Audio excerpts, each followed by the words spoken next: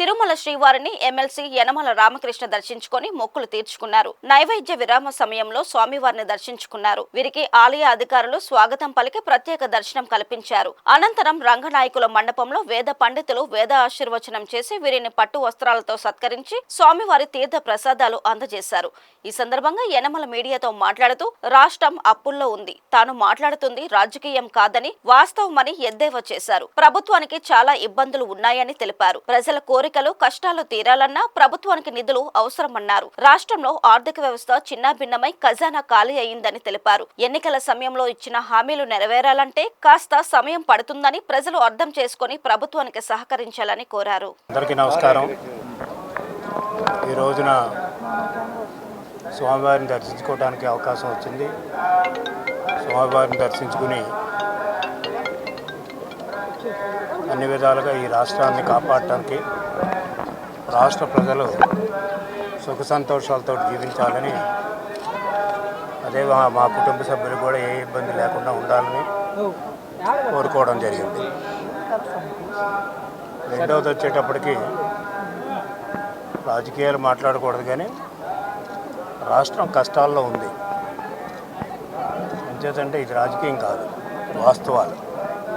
రాష్ట్రం కష్టాల్లో ఉంది. అన్ని రకాల క్రైసిస్లు ఉన్నాయి. అంటే ఎకనామిక్ క్రైసిస్ ఉంది, ఫైనాన్షియల్ క్రైసిస్ ఉంది. నిధుల కొరత వల్ల ఈ రాష్ట్రం ఇబ్బంది పడుతూ ఉంది. మరొకవైపు ప్రజల యొక్క సమస్యలు, రాష్ట్ర యొక్క సమస్యలు విపరీతంగా ఉన్నాయి. ప్రజల యొక్క ఆస్పిరేషన్స్ కూడా ఎక్కువగా ఉన్నాయి.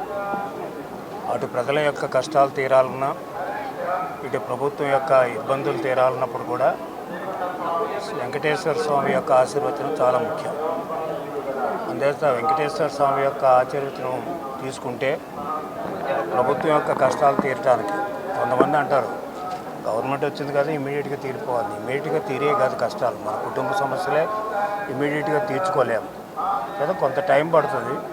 దానికి భగవంతుడి యొక్క ఆశీర్వచనాలు కావాలి. ఏ మతాలు అనేది కాదు, భగవంతుడి యొక్క ఆశీర్వచనాలు కావాలి. అంచేత ఆశీర్వచనం ఉంటే తప్పకుండా అన్నీ కూడా నెరవేరుతాయి. ప్రజలు ఆశించింది నెరవేరుతుంది. అదేవిధంగా ప్రభుత్వం క్రైసిస్లో నుంచి బయటికి రావడానికి కూడా ఒక క్రైసిస్ కాదు, ఎకనామిక్ క్రైసిస్ అంటే ఈనాడు ఆర్థిక వ్యవస్థ చిన్నాభిన్నం అయ్యింది. దాన్ని రికవరీ చేయాలి. అది ప్రభుత్వం యొక్క బాధ్యత. ఒక్క ప్రభుత్వం యొక్క బాధ్యతే కాదు, భగవంతుడి యొక్క ఆశీర్వచనం కూడా కావాలి. అదేవిధంగా రెండవది ఫైనాన్షియల్ క్రైసిస్. ఈనాడు ఖజానా ఖాళీగా ఉంది. కోరికలు అయితే విపరీతంగా ఉన్నాయి. కోరికలు తగ్గట్టు మనకు ఆదాయం వస్తుందంటే ఆదాయం రావడం లేదు.